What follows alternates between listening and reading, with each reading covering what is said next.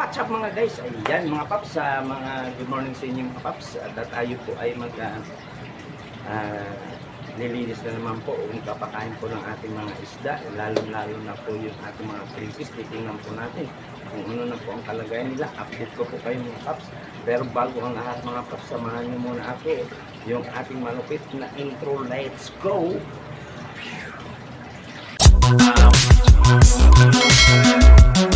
So, dito na tayo sa rooftop mga paps at tayo po ay papakain po sa ating mga crayfish at sa ating mga isda. At titingnan po natin yung kanilang mga kainan po. Kung marami pong dumi ay kukunin po natin para hindi po magkaroon ng ammonia po ang kanilang tubig po, para ma-maintain po natin yung linis po ng tubig para hindi po sila magkasakit mga paps. Kaya dyan lang kayo mga paps, samahan niyo ako mga paps. Ayan mga paps, papakain na tayo.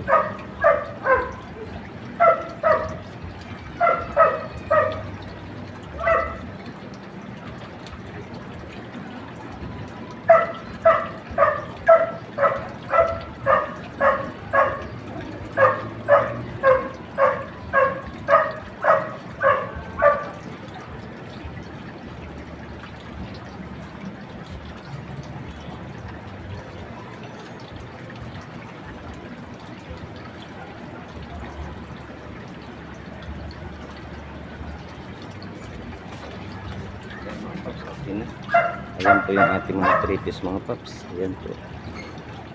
Ayan yung ating mga trailing. Ayan na po sila. Ang dami na po nila. Malaki na po.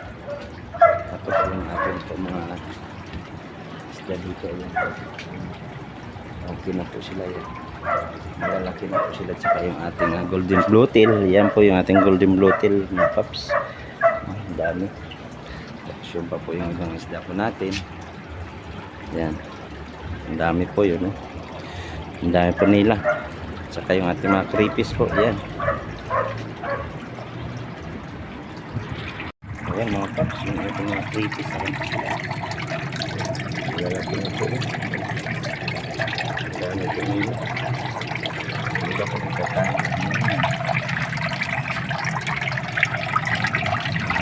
Ayan. Ayan po nila sa bato. Kalang hindi mga crayfish nasa bato. Ayan yung crayfish ko natin. Ayan po sila. Kalang po sila. Ayan po sila. Ayan. Ito. Ayan po sila.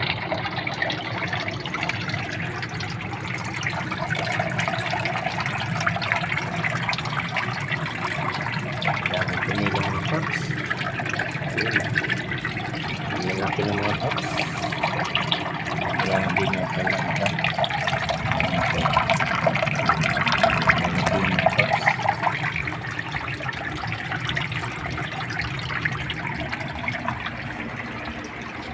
Ating goldfish. Yung goldfish natin, akin na rin. So yun po yung ating mga fryer. Lalaki na po. Yan, dami po nila. Ang lalaki.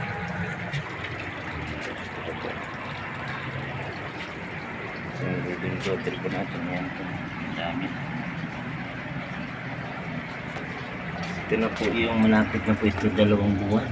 Yan yung ating marble. Malalaki na. Marble po natin yan. Malalaki na po. Big size po yan. Ito po.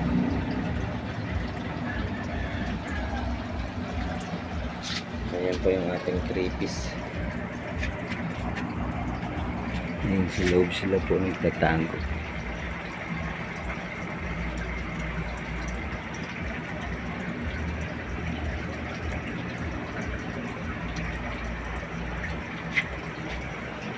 So dito po yung ating red clove. Yan. Ano po siya? Yan mga paps, sa tingin ko mayroon na siyang egg. Ayan may itim na po sa kanyang tiyan. Yan yan, dami po yan mga paps. Pag nilipat ko po sa pag hiniwalay ko na siya mga paps, papakita ko po sa inyo yung kanyang mga egg. Ngayon, hindi pa po natin pwede siya galawin para hindi po may stress yung ating red claw. Ayan, oh. Ang dami po yan, oh. Ibig sabihin po, buntis na po siya. Yan, ayan, oh. Yan. Tapos yung isa, hindi po natin alam kung buntis na rin po ito. Kung may mga egg na rin po siya. Pero sa tingin ko po, magkakaroon na rin po ito dahil sila dalawa po ang minute ng kanilang asawa. Kanyang asawa. Ayan po ang asawa niya, oh. Yan, yung asawa nila. Tapos, yung ating mga ganyan po, yung ating mga gapi, ay nagkaroon po ng babies. Hindi ko alam kung nasaan na. May nakita po ako dito kanina, dalawang piraso. Kaninang umaga, nung tiningnan ko po, may nakita ako dito, dalawa. Nagkaroon na pa sila ng babies. Ayan po, yun. Yun. Yan, nakita niyo po, ayan. Yan po, mayroon na po silang babies. Ayan, oh, nanganak po sila. Ayan, oh, babies, oh. Yan yung fry ng ating ng ating gapis. Ng ating gapi, babies na po sila. Bubuksan ko po yung ilaw para makita po natin mabuti. Kasi nakita ko po yung kaninang umaga. Nung nag-visit po ako dito, nakita ko po dalawa. Ayan po, yun, oh. Yun. Nakita niya po, ayan, oh. Yan. Bibi ng ano po yan, ng gapi po natin. Yan na po ang kanilang fry. Hindi ko alam kung ilang piraso po. Pero kanina po nakita ko dalawang piraso po yan. Hindi ko nakita yung isa kung nasaan na. Siguro nagtatago dun sa plant. Hindi ko alam kung kinakain siya ng mother nila. Kasi alam ko pag nanganak ang mga gapis ay marami. Pero ito, dalawa lang nakita ko kanina. Hindi po natin pwede kunin po dyan. Hayaan na lang po natin sila dyan. Kung dumami po sila. Kasi nakita ko po kanina ito po, ng itlog po. May itlog na po siya. Ayan, ang dami na po. Makikita nyo po, malalaman nyo po kung may itlog po. Kasi ang tiyan niya po kulay itim na. Ibig sabihin, mayroon na po siya. Tsaka yan po, kamot siya ng kamot. Ibig sabihin po yan, pag nangangamot po siya, nagkakaroon na po siya ng mga eggs. Yan. Ganun po yung palatandaan po ng tripis. Pag nag-egg na po. Ayun po, makikita nyo po may itim na po talaga sa tiyan niya. Ayan. Yun o yun. Kikita nyo po. Yan o, kinakamot-kamot niya. Yan. Ibig sabihin po yan, mayroon na po siyang egg. Marami na po yan. Itong isa hindi ko pa po nakikita masyado kung mayroon na rin po ito egg. Yan. Sana naman kung magkamot po siya, wag po siya magkaroon ng kamot sa tiyan. Tulad po siya mga babae pag nabuntis, nagkakaroon ng kamot sa tiyan. Ayan na po yung ang fry po natin, nakita niyo po. Yung fry ng gapis. Yan. Hindi po natin masyado makita kasi maliit po eh. Napakaliit niya. Pero nandiyan po siya langoy-langoy siya. Sana hindi lang siya mag-iisa, diba? Sana marami sila. Hindi lang natin alam kung mayroon dito. Pero sa tingin ko, dalawa lang eh. Kasi nakita ko kanina dito, dalawa lang. Sana hindi naman kinakain ng mga gapis iba. Kasi sobrang liit. Oo, sobrang liit po. Kaya sana hindi sila kainin. Oo. Sobrang liit niya kasi. Ayun oh. Ayun oh, yun. Yan. Sobrang liit niya. Sana hindi siya kainin ng kapwa niya gapis. Ayan na po. Nakikita niyo po. Nagkakamot-kamot po siya. Ibig sabihin po, yan na po ang sinyalis po na mayroon na po siyang egg. So, abangan po natin. Nakita kong kanina, ibig sabihin, siguro mga 3 days o 4 days na nagkaroon na siya ng kasi hindi natin nakikita dahil nagtatago po yan tapos tinatakpan po ng kanilang puwit yung kanilang yung parang palikpik paypay sa puwit po nila, yung pinakabuntot po nila tinatakpan po nila yan dahil pinoprotektahan po nila yung kanilang egg. Yan po. So hindi po natin nakita, kanina lang po natin nakita dahil nakita ko maitim na po yung gilid niya. Ibig sabihin po, ayun po, yan. Ibig sabihin po, may egg na po yan siya. So ito pong isa, hindi pa po natin masyado kita. Sana hopefully mayroon na po rin ito. Kasi sabay po sila nakita ko po nag-meet eh. Hindi ko alam kung ito po yung luno or nag-change ng balat. Yan. Tsaka ito yung nanay ng mga krillings po natin. So titingnan lang po natin mga paps pag nailipat ko po sila, dahil ito po ihiwalay po natin ito para pag halimbawa po nanganak siya, doon nyo na po ipapagpag sa isang tank po natin para po hindi po sila maistorbo. Ano po yan. Kasi kailangan po dito pag sila po ay ganito po i-egg na po, dapat hindi po sila maistorbo dahil ayaw po nila na istorbo sila. Iwasan po natin stress po yung ating mga creepies pag sila po ay egg na po, nangingitlog na. So hayaan na lang po natin pag halimbawa umabot na po ng 3 weeks, ibig sabihin po malapit na po yan mag-drop. So kailangan mailipat na po natin sila ng ibang aquarium. Mayroon po ako ditong isang tank na kung saan ililipat po natin. Tapos pag siya po ay nag-drop na po, pag dinrop niya na po yung kanyang egg, alisin na po natin yung nanay. Ibalik po natin siya dito sa tank kung saan ito pong ginagawa nating breeder tank, para dito naman po mag-meet na naman po sila ng kanyang asawa. Minsan po yung first drop po nito, nag-drop na po siya.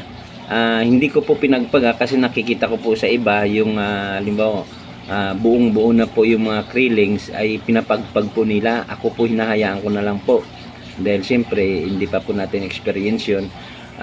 Hinayaan ko na lang po, pero try ko rin po pinagpag, tapos nakita ko po yung tiyan wala na pong egg.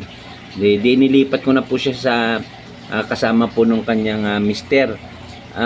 Nung nilipat ko na po siya mga ilang buwan na, nung tiningnan ko po dahil lilinisin ko po sila, dahil ililipat ko po sila sa kanilang tank, may nakita akong isang krillings.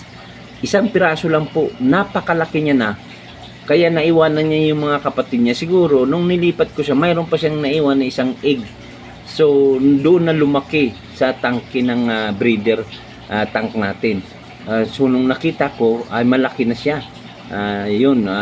Sinama ko na doon sa mga kapatid niya. Opo, yan. Yan mga paps. Ang ganda po ng ating mga creepies. Yun, ang lalaki, ayun po siya. Ito po dalawang female po ito. So wag po natin istorbohin. Ito po medyo marami na po ito, siguro itong nauna kaysa dito. So ito po nakikita po natin talaga yan po, maitim na po yung tiyan niya. Nagkakamot po siya dahil dadami pa po yan. Pag na na po siya, mula ngayon bibilang na po tayo ng mga 3 weeks or 2 weeks, ililipat na po natin siya ng sarili niyang tank para hindi po sila may stress, may istorbo po ng lalaki o mga kasamahan niya po dito, para po makapagpahinga po sila. Dahil ito pong creepies po, pag once na po ito, hindi po ito ayaw niya pong iniistorbo siya. Minsan lang po ito nakain. Po yun yung isda po, isang piraso lang yun siya. Kita niyo po ba? Yun, dito tayo sa kabila, dito siya. Titingnan po natin. Ayan. Hindi po natin makita. Ayun po siya, yun. Yan, kita po siya. Ayan yan, isang piraso lang po. Yan yan, isang piraso lang yung anak niya. Pero kanina po nakita ko dalawa. Hindi ko alam kung nasaan na yung isa. Maliit na maliit po eh. Sana madagdagan.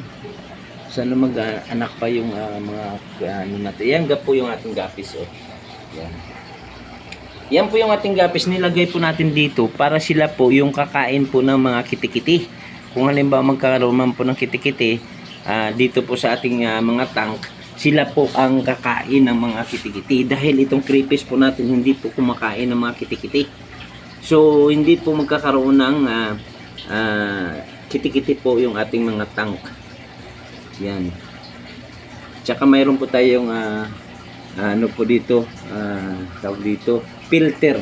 Ayan po, ginawa po natin para po ang tubig po ay mag-cycle. So hindi po yun magkakaroon ng kitikiti.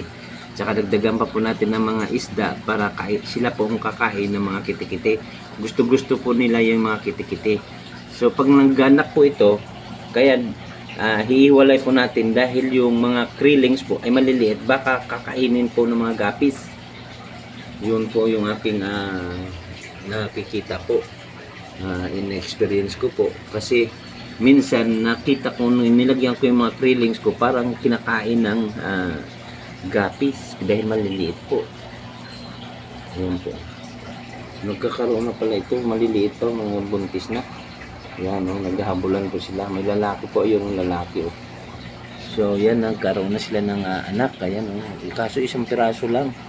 Hindi tulad po ng ibang isda po, pag nanganak po talaga, pag nag-drop po sila, makikita nyo talaga sa tubig, ang dami. Opo, ito, isa lang nakita ko. Hindi ko alam kung kinain nila, o bahala sila. Basta yan, ayan na po, yun talagang, yun, no, kita-kita, ginapagpagpagpag po ng inahin, no. Yan. Yan, padami ng padami po yan, kaya wag natin istorbohin mga paps. Yan. Yan lang po natin sila. Titingnan lang po natin araw-araw para po ma-monitor po natin yung kalagayan po ng ating creepies. Ngayon, alam na po natin na mayroon pa na siya eggs. Kaya, yan, aabangan po natin yan mga paps. Ayan. Ayan mga paps, samahan niyo ako palagi para masubaybayan po natin yung lipat po natin ng ating creepies po sa kabilang tank, kung saan doon po tayo magpapadrop ng mga krillings niya po. Hindi po dito sa tank po nila ito po pang breeder lang po ito, pang ano lang po, kung saan dito po sila magbe-breed. Tsaka po natin ililipat po sa kabilang tangke kung saan doon naman po siya magdadrop. Dito po sa kabila po dito, ito po mayroon po tayo dito bakanting tangke po. Ayan, 15 gallons po ito. Dito po natin siya ililipat po para hindi po siya may stress. Tapos dito na po siya dito niya na po idadrop yung kanyang mga babies. Ayan. Pagkatapos po, pag halimbawa wala na po siyang egg sa katawan niya, aalisin naman po natin siya, ibabalik po natin siya doon sa ating breeder tank doon po. Dahil once na buo niya na po, na i-drop niya na po yung kanyang mga babies, may posibilidad po na baka kainin niya. So alisin po natin siya para ilipat po natin doon. Ito po, hindi pa po ito, sobra pang liit siguro nito. Kaya matagal pa po siguro ito na magkaroon po ng krillings. So tingnan lang po natin, hayaan na lang po natin muna sila. At least andyan na po sila dyan, palakihin na lang po natin, makikita naman po natin yan. So yan, ayan po mga paps, yung aking ano po dito, yung aking mga gusto, kung saan pinapalaki ko po yung aking mga krillings. Yan, nagbili na po tayo ng pagkatapos po natin yun, pag halimbawa po nagbuga na po siya, nag-drop na po siya ng kanyang krillings, ito naman po, ang mga malalaki po dito ay kukunin po natin at ililipat po natin sa kabilang pond. Bibili po tayo ng isang pond, ay ilalagay po natin doon, o kaya ito ioro natin doon para magkasya po dito yung parehong 6 feet. Yan. Para doon naman po natin ililipat po yung maliliit na krillings, para dito naman po yung ating mga malalaki. Malaki na po ito. Umawala pa po ito isang buwan pero malalaki na po sila. Ayan. Dito po yung pinakamalaki po, yung talagang yung nakita ko, yung nakwento ko po sa inyo, yung nakita ko sa loob, yung naiwan sa tiyan ng crayfish po natin na malaki nanay, naiwan po doon. Kaya nung nakita ko, nilinis ko po, siya lang mag-isa, kaya biglang laki, malaking malaki po talaga. Hindi po natin nakita, siguro mga ano na siya, 1.5 inch. Yan, laki niya po talaga. Tapos nagano na po siya, tawag dito, nagluno. Nakita ko po yung balat dito kahapon nung nilinis ko po ito, nagluno siya. Tapos hinayaan ko na lang po ang kanyang balat dito dahil yun po ay kinakain din nila. Hindi ko po makita yung malaking malaki na po dito. Hayaan na lang po natin. Mayroon pa naman po pagkakataon pag naglinis po tayo, makita po natin yung video ko na lang po. Ayan po, may mga balat po. Yan, yan. Ibig sabihin po, nagano po sila, nagluluno. Yan. Nagluluno po yan sila. Pag may nakita po kayo mga balat-balat. Na-update ko na po kayo sa aking mga alagang isda at sa mga aking crayfish po at yung kraylings po natin. Nakita niyo po dyan sa aking isang tank po ay nagkaroon na naman po siya ng mga egg, yung aking isang female. So antayin na lang po natin pag ako po ay naglipat po sa kabilang tank, i-update ko po kayo mga paps. Araw-araw po natin i-update po sa inyo yung kanilang kalagayan. Ayan, yung hindi ka po nakapag-subscribe po sa akin YouTube channel, nakapag-subscribe na po, please subscribe po kayo, pindutin nyo lang po yung notification bell para lagi po kayo updated sa ating mga videos. Like and share na rin po, comment na rin po kayo kung mayroon po kayo gustong i-share na comment po sa atin. Maraming salamat mga paps. Lagi po tayo mag-ingat, stay humble and God bless. Bye bye po, ingat po tayo. Thank you.